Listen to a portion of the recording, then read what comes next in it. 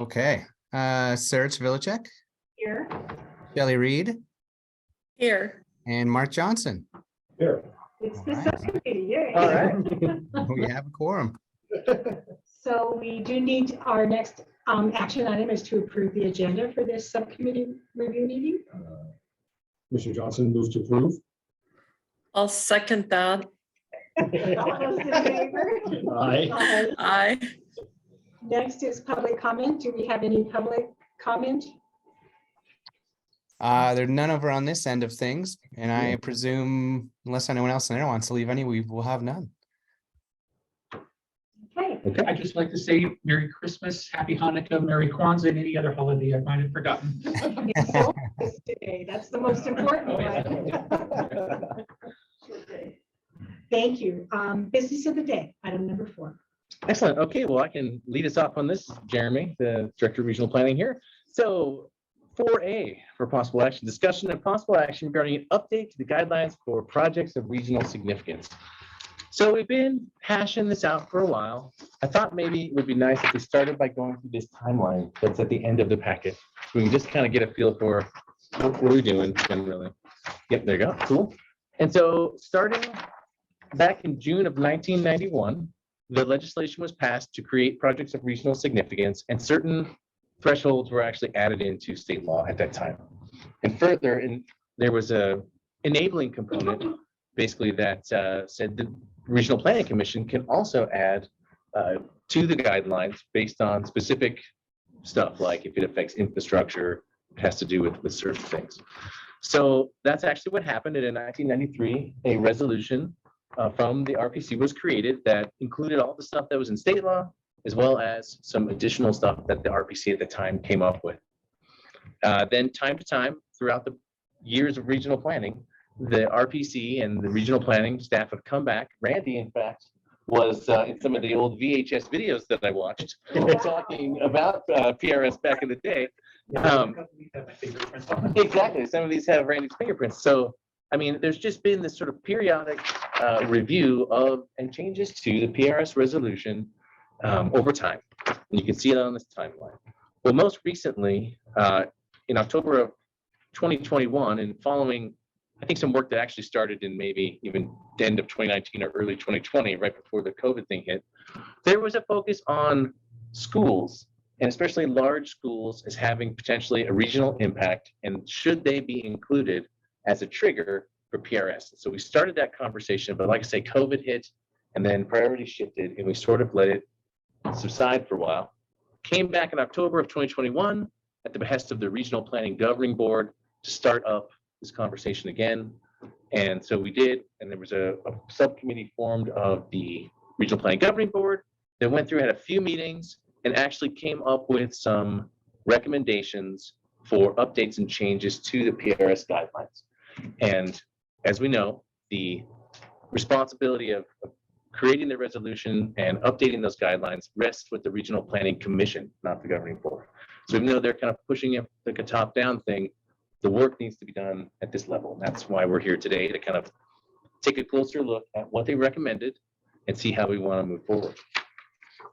So if there's no questions on the timeline aspect, then I'd like to move to the kind of the next thing, the attachment 1 from the packet, which is actually the Regional Planning Governing Board via the whole board, but the subcommittee. Oh yeah, here you go. Yeah, there you go. The second, it looks like this in there. It's got some black text, red text, green text. And what it is it's actually it's a breakdown with some descriptions of the existing resolution, which was last updated in 2013. And in conversations with the council, Jessica Prunty, we have made it very clear that if it's in state law, we shouldn't monkey with it. It's the thresholds are set in the law, and we don't see any need to try to change those. So anything in red in this attachment is that material that's actually codified directly in state law, and we're saying no change. But anything in green then is part of the resolution that has been added by members of the RPC and is potentially subject to change. I'd like to just go through them all one time pretty quickly and say what the RPGB suggested that we do with each kind of section. And then we can open. Okay, so Starting on this first page with the big red chunk, recommending no change to any of this. Most of it is really defined in state law, and kind of most of it plays off of the concept of 625 units. So the employment number is a factor of that. The rooms are similar. The water usage and sewage stuff is all based on calculations based on 625. And also, and Randy, since you're here in the room, might be able to help us, but this green one at the bottom was added, and that's not addressing the impact a school creates. That is specifically addressing impacts that developments will create for schools. So if a school goes in, or I'm sorry, if a development goes in, 5,000 units or something, and it's going to be calculated to generate students more than 325, then that would be a trigger for the PRS. And so what we want to do when anytime a development comes through is we basically list off all of these triggers, any of the triggers and the guys that get hit. So we're handling it at that time, because there is a case when things change that we might have to bring it back and see it for something new. So we want to make sure we capture as much as we can. Anyway, in section 1, the very clear numeric thresholds, we're recommending no change. Moving on. Okay, the next one is section B. The project will require a change in zoning, special use permit, amendment to master plan or tentative map, other approval of land. And really, any approval of land is what qualifies something to be reviewed if it triggers any of these thresholds. But it will allow for a geothermal well field, gathering system, and power generation facility or a mining operation on any land within 20 miles of the Truckee Meadows service area. The RPGB didn't see a need to change this. They thought it was working. When we brought this to the RPC, the full commission, I remember a comment of why 20 miles.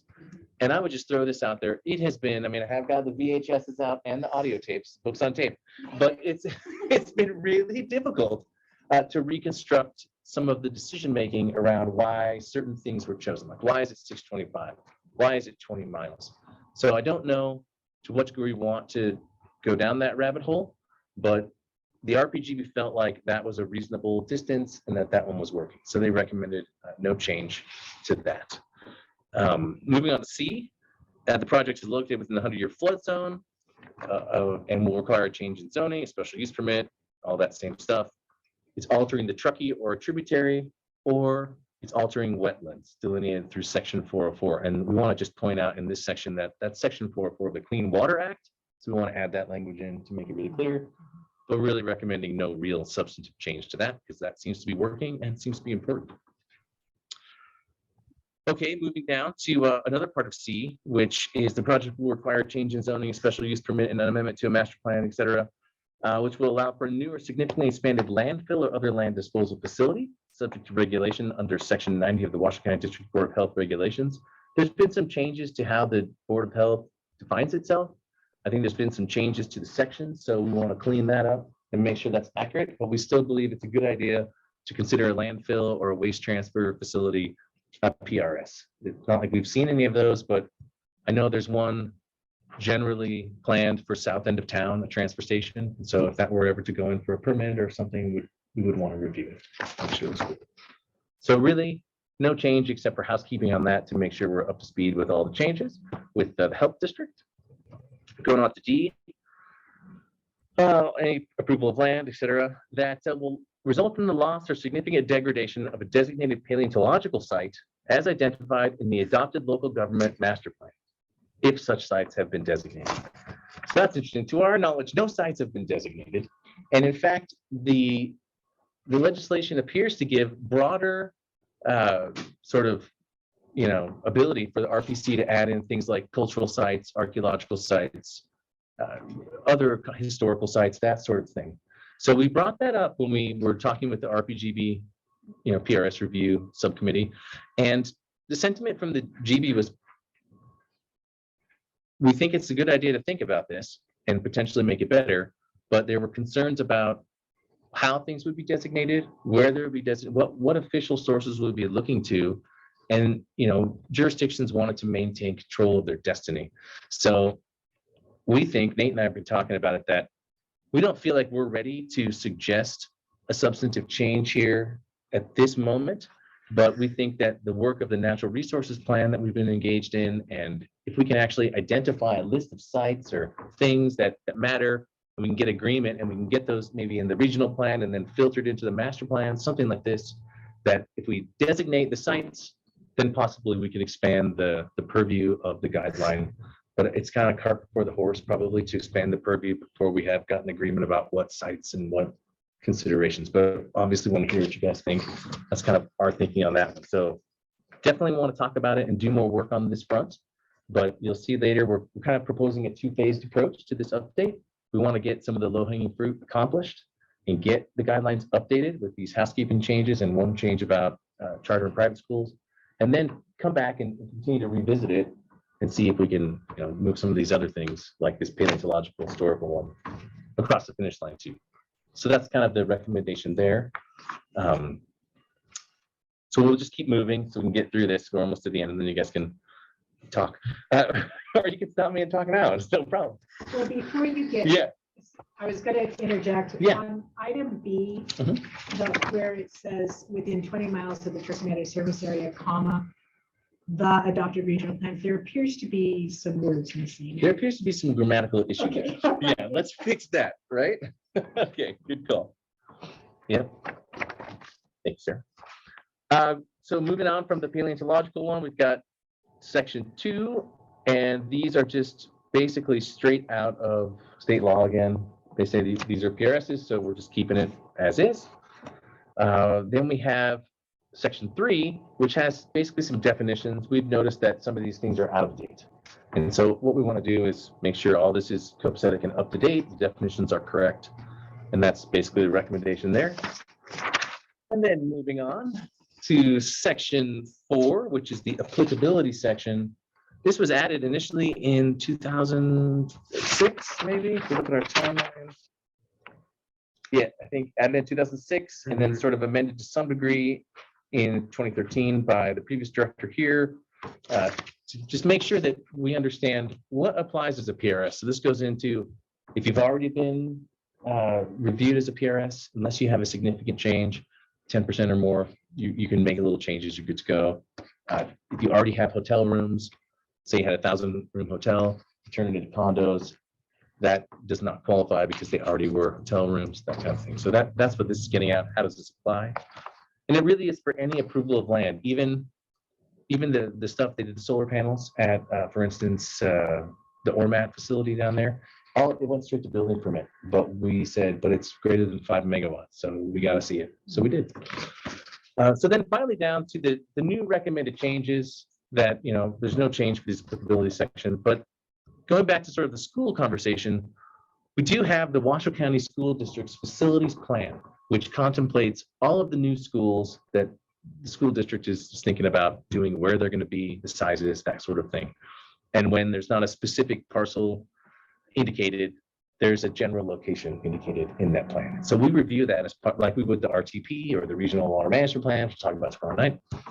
And so we feel like that's pretty darn good review of where future schools are being proposed. But what is missing from that is stuff that isn't in the Washoe County School District's facilities plan, like a big charter school like the Doral Academy comes up a lot on Mount Rose as potentially having a regional impact due to its size. And there's no Every single day. Twice a day. right? And there's no certainly no regional review of a facility like that. There is jurisdictional review. My understanding in the conversations with jurisdictions is that it's not like a public hearing. It's like an administrative review, usually. We don't, no, at Washoe it's not. It's not a public hearing, right? Not a public hearing and not an admin. It's just straight to building. It's straight to building permit. So For NRS per NRS and per that thing that went together that everyone's supposed to do it the same. or public schools. Private schools usually, You do. How do you deal with a private school? private school goes through a special use. Special use permit. Okay, so that would be a hearing process. That would be, Okay, but Doral is charter, so it's. so public. it's public. So it goes Based straight on- in. Based on the funding mechanism. Got it. So however it's funded. Cool. Well, I guess the main point of why we were thinking about getting it into this resolution is that because it can do that, there is not necessarily an open forum discussion of the potential impacts of a large charter school. And it sounds like there is, the county at least, that there is for private schools potentially some mechanism. But even so, I don't think it should be any different for Reno Sparks, because it's an NRS as far as my understanding. Is it in, is it different than Sparks? Will be required to comply with NRS is an administrative review that is a staff level review that can have conditions to mitigate impacts based on it. It's my understanding that Reno requires a site plan review. But But we, city as Sparks does not go straight to building permit with schools. We do the administrative review. And same at Reno, it's my understanding, but if something comes up where they feel grading is at a certain level and they need a special use permit, Grading would. then it would qualify. Grading would require a special use permit, like BC hers. Most of yours, yeah, required it, Sun Valley requires building, grading permits. sure. But those were in the facilities plan too. So from a regional review perspective, they were handled, is what we're saying, in terms of the school district's facilities plan. But we have this gap. And so It's a loophole. it's a bit of a loophole, right? Yeah, Well, that I'm pretty uncomfortable with, yes. exactly. And so what the GB has charged us with doing is fixing that loophole and adding in a guideline, which is part of the purview of the RPC, to say, we want to see, we don't have any other review mechanism for these schools. So if they're of a certain size, we want to review them. And I think where we're trying to, we want to make sure we have very good foundation of evidence of why would we pick a certain size? What is that size? We've got the number 500 here. That was complete spitballing. And we think working with staff, the school district, reaching out to charter schools, building a conversation over the next month or two, we can identify what is the right number and have a basis for that number. We don't want to bring that forward until we do have a basis. And then just last thing is that that's phase one, basically doing all this housekeeping I talked about, running through it, and then adding in that charter private consideration. Getting that through for, I'm hoping, like an April RPC adoption. That would mean we have a couple months to figure out the number. We want to make sure we take it to the RPGB and get their blessing before we try. But first we'll bring it to the RPC full board and say, hey, what do you think of this draft? Here's what we did. Make sure that's all copacetic. If so, take to the governing board, report back, get their feedback. And then unless there's some glaring issue, bring it back to the RPC for actual adoption. And then we would have fixed our housekeeping issues and we would have closed the loophole for very large, impactful private or charter schools. And then that would lead us to the next phase, which we could discuss at such time, because there has been concern, and we did go round and round about even the very big schools that are in Washoe County School District's facilities plan. Maybe they could require some additional scrutiny at the time of their actual, go into permit or when they're getting ready to build.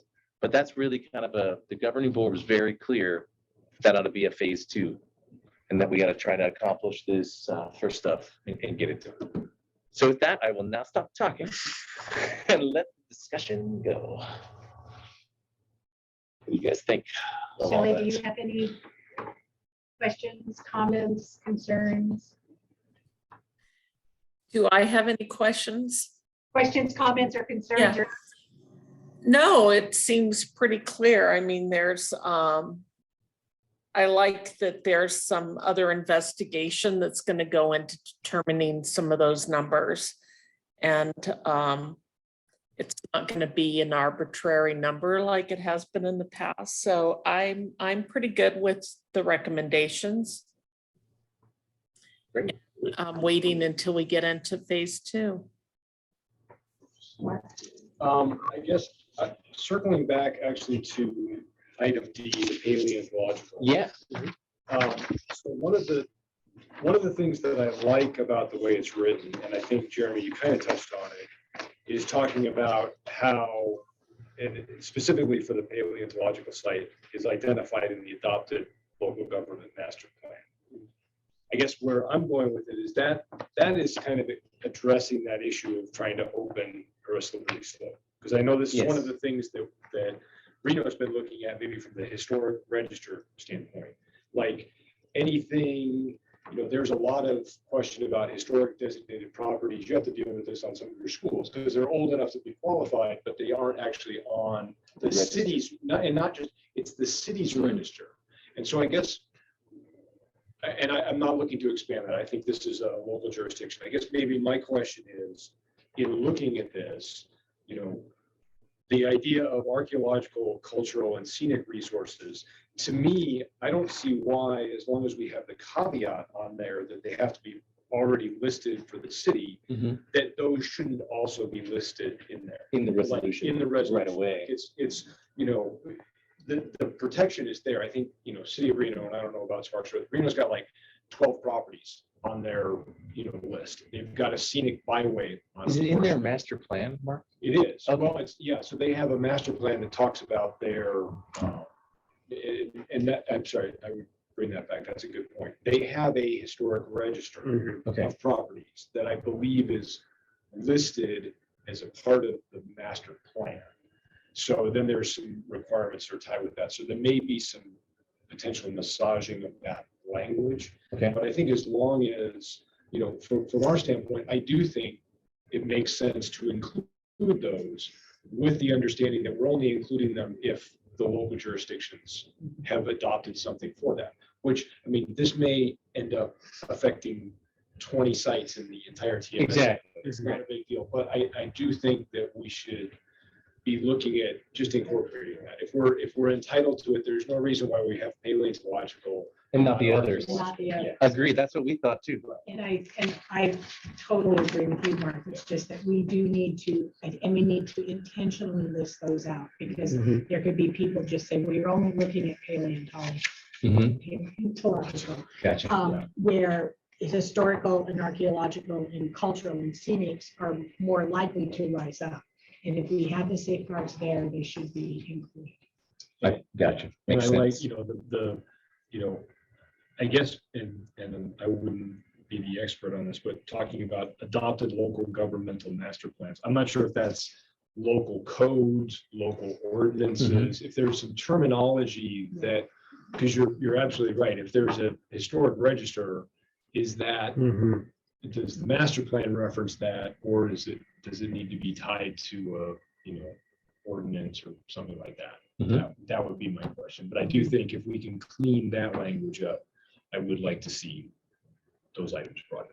So, Okay. We just can. because the discussion about schools is far more entertaining, I wanted to start with that one. Yeah. So, Well, and we Madam Chair, Oh, yeah. yes. Jessica Prenti for the record, just before you move on from that particular point, from a legal perspective, we definitely, my recommendation is that we do cite to either adopted local governmental plans, or we can also include citation to ordinance, or the county or the city codes. But it's, from a legal perspective, we want to make sure that people know what the rules are and they can easily ascertain them.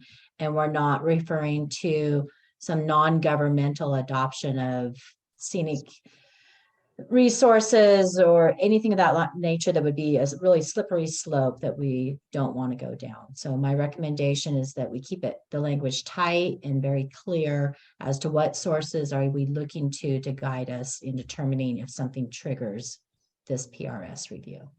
So Jessica, to that, may I ask a question in terms of, you know, we talk about local jurisdictions and ordinances and stuff. What happens with tribal lands?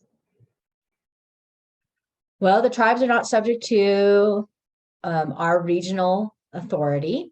I think we should give that some thought and some very careful consideration as to how we frame, or if we frame at all, any reference to sites designated by any tribes within Washoe County or tribal lands within Washoe County.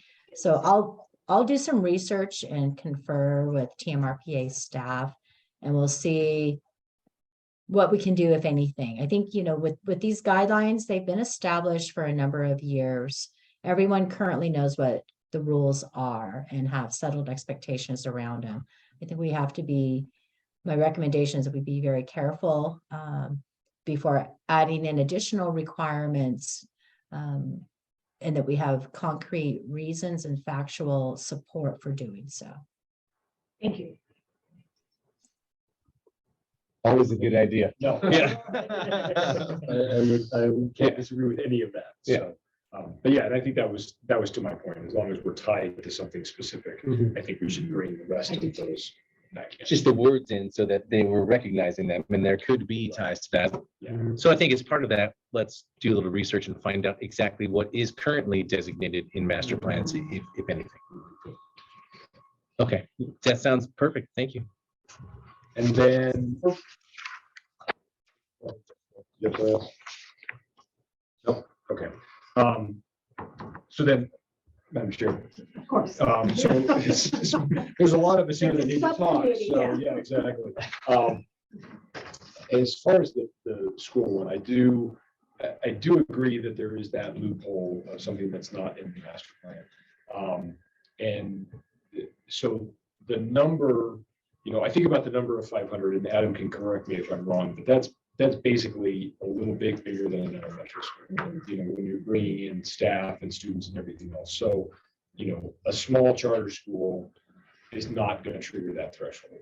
So, but I guess I would be curious as to what seems to be an appropriate threshold for us. Right. And maybe it's going back to, when you submit the master plan and everybody, the staff has an opportunity to review it, look at the potential sites and think about where some of those issues are. And it's a big conversation. Mhm. At what point in time does staff question or think about whether these might become more of a regional issue? I mean, I know this is kind of the second part from a larger population, but for the most part, I don't know that there's a lot of regional concern for something along the lines of an elementary school. And so maybe that's, there are differences. They don't bus. So I think that's the problem for the charter schools, is that there's a lot more traffic Yes. that is associated with it that is in some ways decreased on a traditional Washoe County school. So Mhm. maybe that's a reason to think about an elementary school level. But that's, I guess, the question I would maybe throw back to staff is 500 seems like it has a justifiable point, but is it? It's really a placeholder, and we don't really know what the number is. I will say that Doral is just over like around 950 Yes. students. And so, I mean, my gut feeling, and I don't really know that I want to say this out loud, but it's on the record, here we go, is that 500 is a little bit too low to generate those regional impacts that we're trying to get a review of. But I want to look at traffic patterns, get the data, look at the peak. And where, I mean, we keep calling out Doral. Is okay if I interject? Please do. I was just gonna, the other one that comes up for Marcia is the Coral Academy. That's there. And it's Del Monte, Neil Road. Neil Neil Road, yeah, by and Neil because, Road. and Okay. that's I just already dated myself. started. Yes. It's okay. And that has impact. Yeah. And, but, Doral, because of, I mean, if there wasn't Galena High School across the street, Mhm. it might be different. True. But you have those two schools, a high school, which is huge, and Doral, which is not small. And I mean, the traffic impact is profound. And I don't think the residents signed up for that. And to have a loophole where a public charter doesn't have to have that kind of, Level of review review, yeah. is problematic. And I think it's disingenuous on our part as planning commissioners and to allow that to continue. Well, I mean, definitely agree, hear you loud and clear, and we just want to make sure that, to all of your points, I think that we have the right number and it's justifiable, defendable, right? Well, I think one of the comments that came up when this was presented to the whole RBC was to get a sense of, what, there are a number of charter schools out there now. Yes. And there is a way to find out where they are and how big they are to some degree and everything else. And I think from our standpoint, I think that's going to help us dictate the number. Yeah. Because if we are looking at a Doral or a Coral or something where, and these are kind of multi-layer, larger than just an elementary school grade level, wider grade levels. Understanding what we're looking at would maybe help do that. If there's a whole bunch of 200 student schools out there and we're not having any issues with them, then obviously our threshold is good. But if there are, none, or that we are finding, hey, there's traffic issues for a 200-person charter school for the very reason of there's no buses. And there's 200 cars coming up at, 8 in the morning, and there's 200 cars coming up at 2:30 in the afternoon. And, there's no lights or whatever else it is, then yeah, maybe that number needs to come down. So I would say that that's sort of the first step in my mind. I think it makes a lot of sense, but we need to be, justifying the number. It does 100% make sense to hammer, And Coral Academy is a good example because, it was a repurposed building because it used to be, it used a public gym. Yeah. And so, the traffic that it well, generates it was a public gym and 2 office buildings. and 2 office. And it was an administrative level review. It never went above that in the city, so. And now, I happened to be over there right at the school. I was like, oh my God. It's like, and there were people running across streets and it was like, this is extremely dangerous. But I think you also brought up a really good point with the locational aspects. When we hear about that with like on Eagle Canyon, that comes up a lot with the high school and the middle school are next to each other. But, just I think in our review of the facilities plan, that's something that we could key in on when we do our large review, like, kind of co-location or nearness. But also a concern for maybe a charter school locating near existing schools or something like that could be part of our research. Or proposed new schools that are, Being proposed in the plan. Yeah, if we think about it in terms of, I think, what seems to be the real impact of schools, right, as far as regionals look at things, it seems to be the traffic concerns, right? And so if we can find a number of generated traffic, probably peak hour for something like schools rather than ADT is gonna be very different. But if we can find a peak hour number that seems to be the number where we think it's a real impact, then we can kind of identify other schools that may have a similar traffic output. And that could be. and Pinecrest, which is the sister school to Doral, is built right in a subdivision. And on the edge of a subdivision. So, and again, the traffic impact, you don't have to do the roundabout like you do in Doral, but kind of, but not. But there's an felt impact you can perceive, yeah. Okay. And Doral is as big or bigger than, Pinecrest is bigger. Okay. It's pretty big.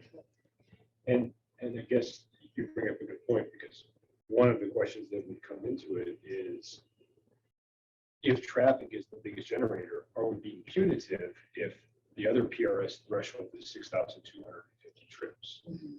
That's a big school to hit that number. In fact, I think in the research that the school district's done, it's never hit. Yeah, Yeah. yeah. Because it's not a peak number, it's an average number as Right. well. So I think that's a hard one to, I think that is the impact that everybody sees. Right. But I think we're never, a school, a charter high school with 2,000 students would be hard pressed to hit that as an average daily trip. Just with every single student driving. Yeah. So, Right. So I think that is the impact, but we would need to, It has to be more than. it's. And other impacts have been brought up in terms of large schools. Events at schools, lighting at night, sound impacts. Well, public safety, just from, what's the Public students, safety? students going back and forth, what's in the area around it. Sure. Are we, like, I think about the Coral Academy, that intersection there, especially this time of year, is a nightmare. So that would be a concern. So I guess to sum it up, now that I've talked for way too long, I would say, I like where this is going. I would just like a little more feedback from staff as to where does that number put us in the realm of the schools that we're looking at. And then asking the district, as new schools are coming on board, what is the base population? Elementary schools are getting bigger. Yeah, if I could, just for context, I don't know if you guys can hear me. They can see can hear you. you. Adam Searcy with the school district. Our newest elementary schools are being designed and constructed for a base capacity, a max capacity of approximately 700 students. Our middle schools are closer to 1,400 max capacity. That's not necessarily enrollment. So, this What number about of high schools? High school's a little over 2,000.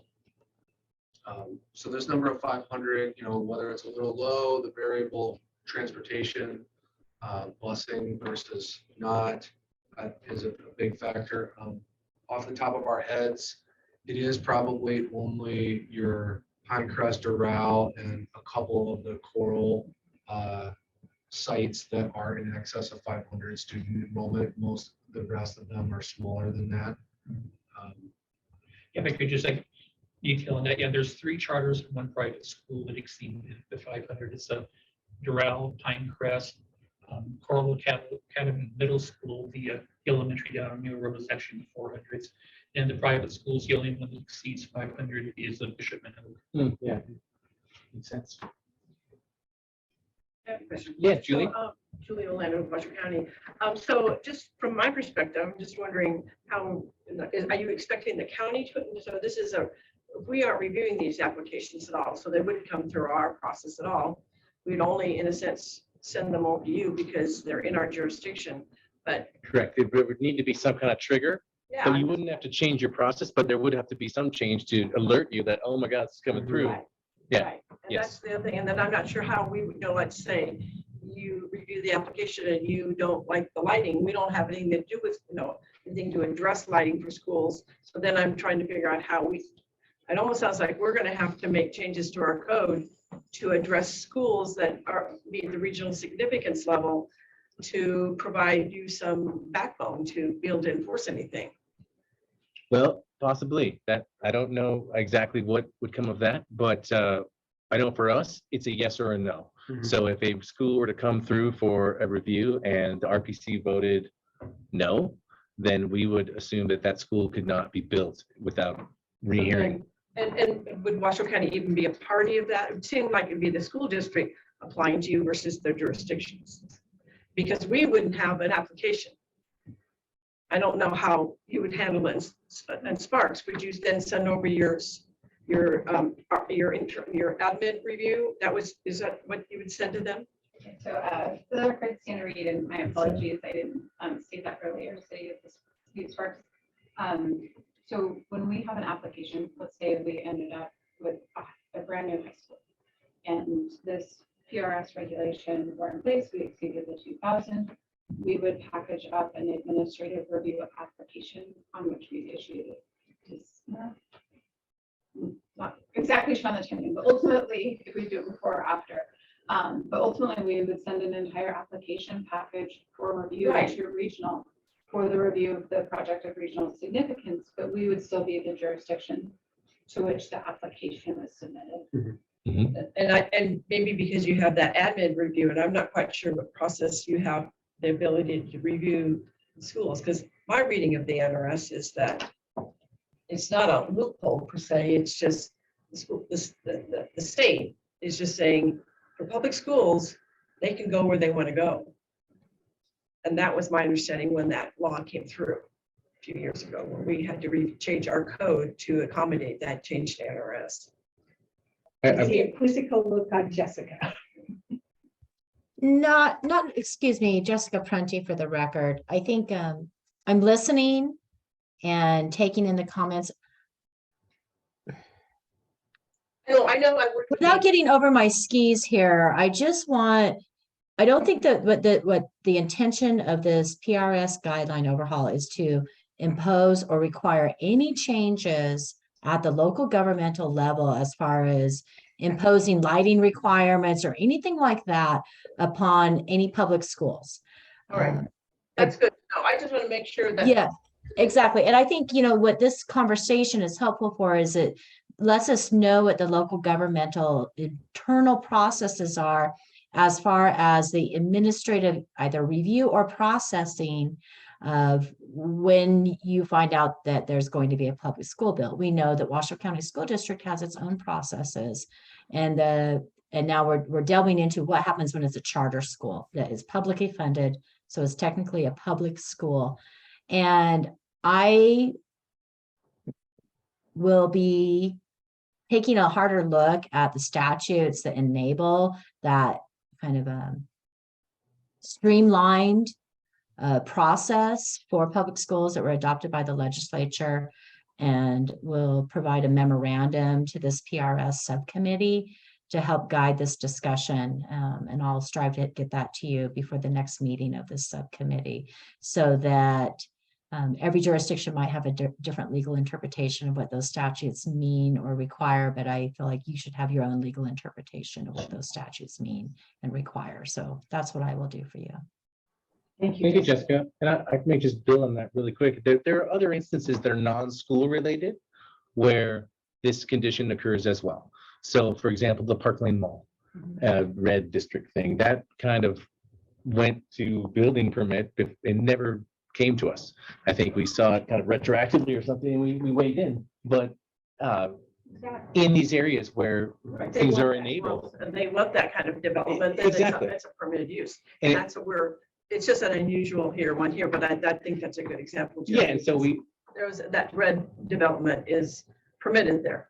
outright. exactly. And so if there was some, maybe not a change to an ordinance or anything, as Jessica suggests, but a process change where we just get jurisdictional staff, that's doing the building permits a little more keyed into, maybe it's a checkbox or something. Like, is it this? And if it is, And hopefully school districts say, hey, guys, it's gonna hit the regional significance level, so. Well, and I mean, that too. if I could just kind of circle us back a little Please. bit, when we, in this timeline and when we did the last regional plan update, the regional planning commissioners were very concerned about the impact, that there are schools that have a regional impact on, where they're built and such. So it was just like, we didn't want to stay silent and ignore it. And that's why this keeps coming back. It's like a bad penny. But it does need to be reviewed, and that we all need to have an intentional, purposeful review of this. So we're doing our due diligence for the greater community. Yes. So, maybe Jeremy Smith again, for the record, I can jump back in here. I feel like we know what we sort of need to do. We're getting all of these schools mapped. We're gonna hopefully can get help from you guys to, help us look at what you're seeing in terms, maybe we cast this buses versus non-bus traffic signal. We can get into the Trina data. We can pull out some volumes.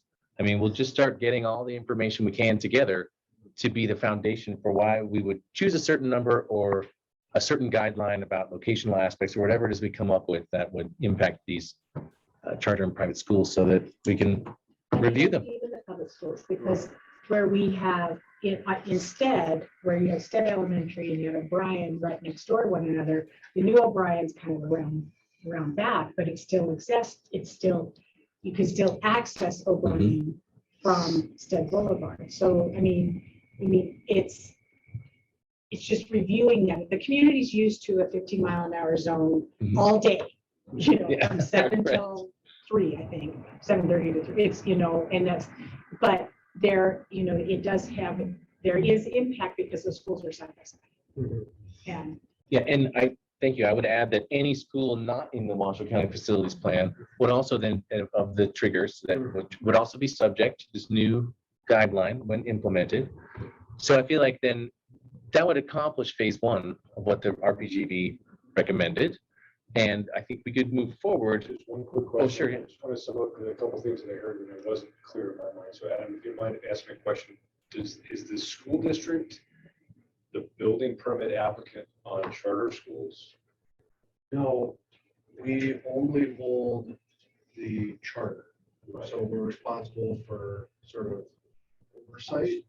And that's it. Okay. All of the entitlement and building operation, construction, et cetera, is privately administered. And that was what I wanted to clarify, because I think that's one of the things that maybe is potentially, needs to be addressed at the different divisions, because it's not a Washoe County school application where you know what to do. It's, whatever entity is, they're submitting and it's listed there, but you're not seeing it right on. It's not the cover when a seller gets the permit application. It doesn't say that. It's something else. So that's exactly where we're going. Was to your point, somebody can submit and it then becomes, like you say, some administrative level of oversight to know, I think in Reno, there's the development services looks at it separate from building, separate from engineering.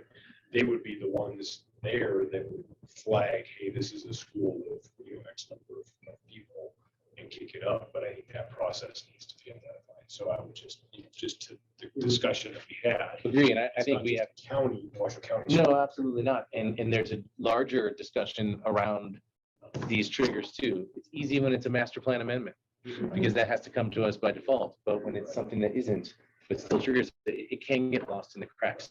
So I think we need to overhaul the whole thing. Take that review. Yes, exactly. I just make a point of clarification on one thing that Adam said. In terms of the charter schools, there's some of the schools that the Washoe County School District sponsors, Coral Academy being the biggest one. Other schools like Doral, Pinecrest, Mater, those schools aren't sponsored by the school district. Those are actually sponsored by the Nevada Department of Education. Okay. I don't know if that creates any other legal entanglements of interacting with a school that's being sponsored by the state agency, but those schools are, we don't have any input on those at all. Okay. Thanks, man.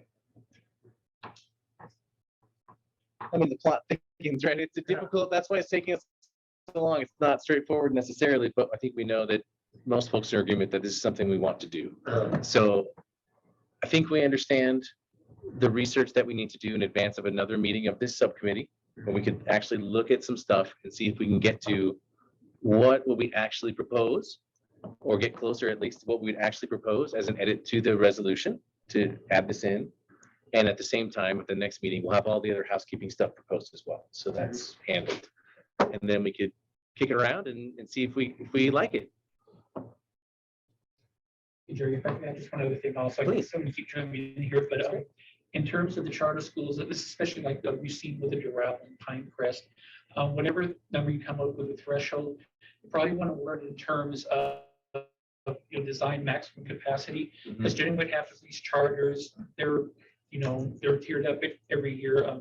Doral Academy down on Mount Rose, that started off with 169 students the first year. Okay. And it's the course of 5 years that they ramped up to 900 students. So usually when they go through the charter application, particularly the state, they usually have a 5 or 7 year plan in terms of what their enrollments are going to be each of those years. So Randy, they can tell, it's like, Durrell's a perfect one. So they can tell when they put the charter in that they're do that expanding so that you do capture them.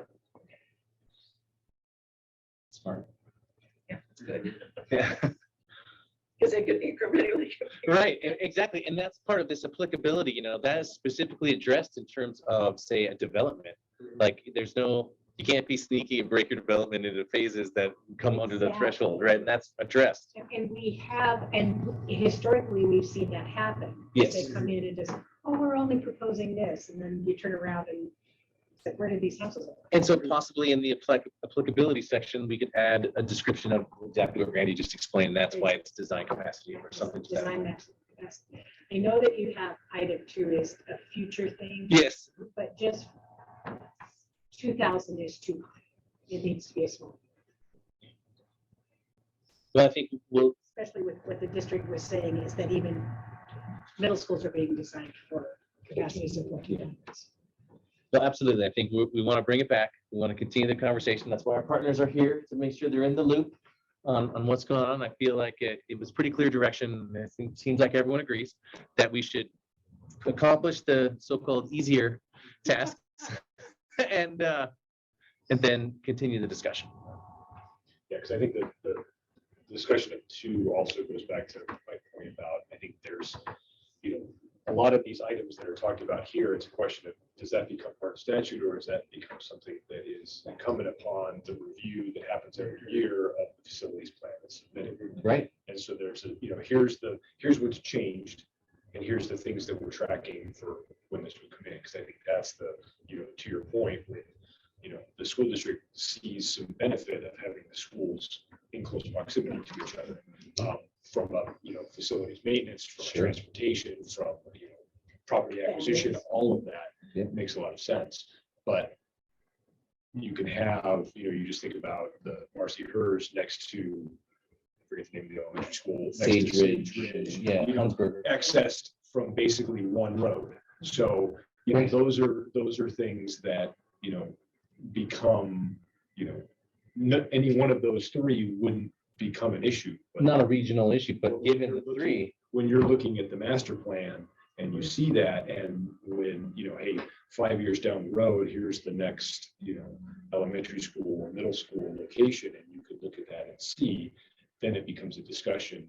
And it maybe not just for us, but for the partners of RTC, like they're looking at roadway capacity for the local jurisdictions, for traffic counts, all of that stuff. So I think that one, for me, I agree with you, 2,000 seems like an awfully high number, but I think that it's going to be hard to even establish a number because Exactly. these other items play such a large value in it.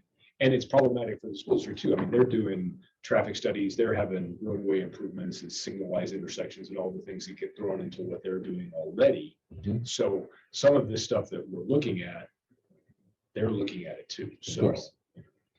so I agree with you. There's a number there, but I'm not sure what that is. Yeah, right.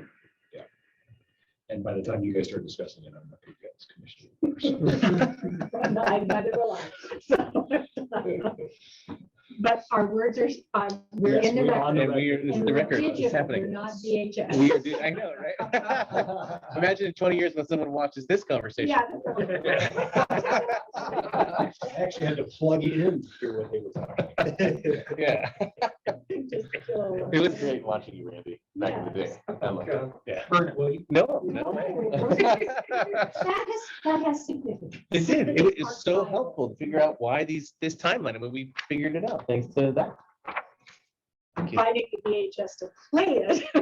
That took some time. My mom had one, luckily, so. Okay, sorry. So I think we have, oh, sorry. I'm sorry. Go ahead, I'm sorry. Anything more on? I have nothing else, but I think we understand. But maybe we'll turn to Jessica now. Jessica, do you feel like we need a motion and direction, or do we have enough to just, can staff move forward as is, or what would you like to see? Jessica Prunty for the record, if you want to make a motion to direct staff and legal per the conversations, that won't hurt by any means, but I don't think it's necessary either. Mr. Johnson, I'll make Jessica's motion. So I directed. guess. This is Shelley Reed. I will second that. Okay, any additional comments or? No, as always, when we look at these complicated things, I just want to, again, thank staff and thank Yes. partners for the work that have gone into us and the level of explanation that helps us walk through to get to this point. So it's Absolutely. always appreciated. I'll echo that. Thank you. Anything else? All in favor, signify by saying aye. Aye. Aye. Opposed? Motion. That's good. I didn't want to be in there. Yeah. Great. Item number 5, reports. Nothing to report. I think maybe just, I will be in touch to schedule the next meeting. Item B, legal perspective, legal counsel report. Nothing to report, Madam Chair. I'll see the three of you and staff tomorrow night. Item 6, request for future agenda items for this subcommittee. I think we've talked a lot. Yeah, exactly. Item 7, public comment. I appreciate the public comment we have received. Yes. Yeah. I think no. Okay. Yeah. Yeah. No, there's none. And we're adjourned. All right. Thank you so Thank much. you. Thank you, online participants. And I won't be there tomorrow either.